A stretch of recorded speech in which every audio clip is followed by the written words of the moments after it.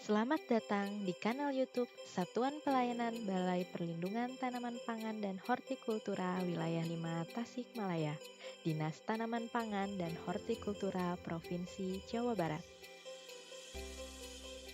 Pengendalian organisme pengganggu tumbuhan atau yang kita kenal dengan OPT saat ini masih bertumpu pada penggunaan pestisida kimia. Namun, penggunaan pestisida kimia secara terus-menerus dapat menimbulkan berbagai macam dampak buruk. Oleh karena itu, perlu diupayakan konsep pengendalian OPT dengan menggunakan prinsip pengendalian yang ramah lingkungan. Salah satunya, pemanfaatan agens pengendali hayati atau APH. Pada video kali ini, kita akan berbagi pengetahuan mengenai salah satu APH, yaitu Trichoderma, cendawan antagonis yang baik untuk tanaman. Trichoderma merupakan cendawan atau yang juga kita kenal sebagai jamur yang berada di tanah dan secara alami menyerang penyebab penyakit tanaman. Trichoderma bersifat menguntungkan bagi tanaman. Di alam, cendawan ini banyak ditemukan di hutan dan lahan pertanian atau pada sisa-sisa kayu lapuk. Secara kasat mata, cendawan ini terlihat seperti benang-benang halus berwarna hijau keabu-abuan. Apabila diamati dengan menggunakan mikroskop, pada ujung hifa membentuk percabangan 3. Beberapa spesies Trichoderma yang sering digunakan sebagai APH yakni Trichoderma harzianum, Trichoderma viride, Trichoderma virens, Trichoderma hamatum, Trichoderma rseum, dan Trichoderma konii. Secara umum, Trichoderma memiliki dua manfaat pada tanaman. Yang pertama, sebagai agens hayati atau biopestisida. Trichoderma memiliki aktivitas antifungal yang mampu memerasit cendawan patogen tanaman dan bersifat antagonis karena memiliki kemampuan untuk mematikan atau menghambat pertumbuhan cendawan lain. Yang kedua, sebagai pupuk hayati yang dapat meningkatkan pertumbuhan tanaman. Sudah banyak penelitian dan percobaan yang membuktikan khasiat Trichoderma dalam perawatan tanaman. Trichoderma hampir dapat digunakan pada semua tanaman, baik itu tanaman pangan, hortikultura, maupun tanaman perkebunan. Berikut ini adalah beberapa contoh khasiat penggunaan Trichoderma pada tanaman.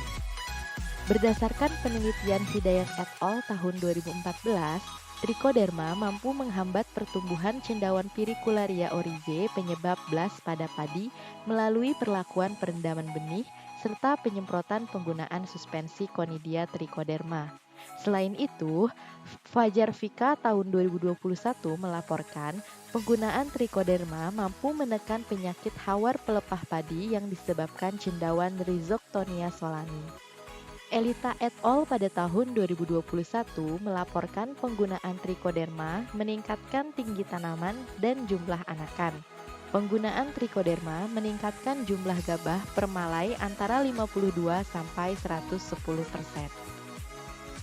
Contoh lain pada tanaman cabai, penggunaan Trichoderma pada kompos dan pupuk kandang, yaitu pupuk kandang sapi dan ayam, mampu menekan penyakit layu fusarium di lapangan. Dilaporkan oleh Sutarini et al. Pada tahun 2015. Selain itu, berdasarkan percobaan yang dilakukan Sepwanti et al. Pada tahun 2016, pertumbuhan dan hasil tanaman cabai merah terbaik terdapat pada perlakuan dosis kompos yang diperkaya Trichoderma harzianum 20 gram per tanaman. Pada tanaman pisang, menurut Trisnawati et al. Tahun 2019, penggunaan Trichoderma sangat mempengaruhi tingkat pertumbuhan tanaman sehingga menghambat pertumbuhan layu bakteri pada tanaman pisang. Perlakuan dengan dosis Trichoderma 60 gram per tanaman dapat menghambat serangan layu bakteri 10-20%. Eksplorasi adalah kegiatan untuk memperoleh Trichoderma dari alam. Kegiatan eksplorasi Trichoderma bisa dilakukan dengan mengambil sampel tanah di habitatnya, yaitu tanah di sekitar perakaran tanaman yang tampak subur, perakaran bambu, tanah subur atau humus di hutan. Metode yang digunakan biasanya menggunakan cara pengenceran terhadap sampel tanah sampai 10 pangkat min 3, kemudian ditumbuhkan pada media PDA dalam cawan Petri dish. Cara eksplorasi lainnya yang lebih sederhana yaitu dengan menggunakan umpan makanan yang disukai Trichoderma, seperti belimbing wuluh yang sudah tua, jagung rebus, daging buah kelapa tua, dan media nasi. Yang pertama, tanah disortasi dan dibersihkan dari kotoran kayu, batu, dan lain-lain. Kemudian dimasukkan ke dalam wadah plastik atau lainnya sesuai umpan yang dipilih. Umpan diletakkan pada wadah yang telah berisi tanah atau sampel terpilih, lalu diletakkan pada tempat yang lembab, dan ditunggu sampai dengan umpan ditumbuhi cendawan Trichoderma. Perbanyakan masal Trichoderma dapat dilakukan dengan menggunakan media buatan yang berisi nutrisi yang dibutuhkan untuk pertumbuhan Trichoderma. Berbagai macam media alternatif seperti jagung, kacang hijau, beras, serbuk gergaji, dan dedak dapat digunakan sebagai media perbanyakan Trichoderma. Bahan-bahan tersebut mengandung nutrisi yang mendukung pertumbuhan dan perkembangan Trichoderma. Pada video kali ini akan ditampilkan perbanyakan masal Trichoderma pada media beras menir. Langkah pertama, beras menir dicuci sampai bersih, kemudian ditiriskan hingga kadar airnya berkurang. Setelah beras mengering, beras dibungkus dengan plastik tahan panas masing-masing sebanyak 100 gram atau kurang lebih 1-2 sendok nasi. Disiapkan terlebih dahulu panci kukusan, kemudian beras disusun di dalam panci dalam posisi tegak. Lalu dikukus hingga matang selama kurang lebih 2-3 jam untuk ukuran beras 25 kg. Beras kemudian diangkat dan didinginkan terlebih dahulu. Setelah beras dingin, isolat cendawan Trichoderma dimasukkan ke dalam beras dengan menggunakan jarum inokulasi. Jarum inokulasi ini dapat dibuat modifikasinya, bisa dengan sendok ataupun garpu yang bisa tahan dibakar. Alat inokulasi harus dibakar terlebih dahulu untuk mengurangi resiko kontaminasi mikroorganisme lain. Selain itu, tangan kita juga perlu disemprot alkohol terlebih dahulu demi mengurangi resiko kontaminasi tersebut. Sebaiknya, perlakuan ini dilakukan pada lemari tertutup. Jika di laboratorium dilakukan dalam laminar airflow, untuk lebih sederhananya dapat dibuat modifikasi LAF sederhana dari kayu. Setelah dimasukkan Trichoderma, beras diaduk di dalam plastik agar biakan cendawan merata pada beras. Beras yang sudah mengandung Trichoderma kemudian diinkubasi atau didiamkan pada suhu ruangan selama 7-14 hari. Rata-rata setelah 7 hari, cendawan memenuhi beras dengan ciri berwarna hijau keabuan dan siap dipakai untuk perawatan tanaman. Ada beberapa cara pemakaian Trichoderma untuk perawatan tanaman. Yang pertama, dengan perendaman benih.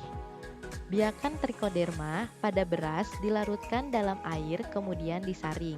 Air tersebut digunakan untuk merendam benih selama 24 jam. 1 sendok makan beras dilarutkan dalam 250 ml air. Jumlah larutan disesuaikan dengan banyaknya. Yang kedua, yakni dengan cara penaburan langsung pada lubang tanam. Biakan Trichoderma pada beras dimasukkan pada lubang tanam dengan takaran 1 sendok makan per lubang. Dilakukan pada saat pindah tanam atau sebelum penanaman dilakukan. Sehingga pada saat penanaman dilakukan, Trichoderma dapat berkembang dengan posisi berada tepat langsung mengenai perakaran tanaman. Ketiga, dengan cara pencampuran dengan pupuk kompos atau pupuk kandang. Dilakukan dengan mencampurkan 1 bungkus biakan Trichoderma pada beras, yaitu sebanyak 100 gram, dengan 20 sampai dengan 30 kg pupuk. Penggunaan selanjutnya ke tanaman disesuaikan dengan takaran pupuk tiap jenis tanaman. Keempat, dengan cara penyemprotan pada tanaman. Yang kelima, dengan cara pengocoran. Biakan Trichoderma pada beras dilarutkan dalam air. Larutan tersebut kemudian disiramkan ke daerah dekat perakaran tanaman dengan dosis 1 sendok makan per 250 ml air per tanaman. Dalam penggunaannya, ada beberapa hal yang perlu diperhatikan saat menggunakan trichoderma untuk perawatan tanaman. Yang pertama, jangan mencampur trichoderma dengan pupuk ataupun pestisida kimia. Yang kedua, peralatan yang digunakan harus dipastikan bersih dari bahan kimia. Bahan kimia yang bersifat racun dikhawatirkan dapat mematikan trichoderma. Yang ketiga, trichoderma paling efektif digunakan sebelum tanam atau sebelum tanaman terkena penyakit sebagai upaya pencegahan serangan patogen penyebab penyakit tanaman.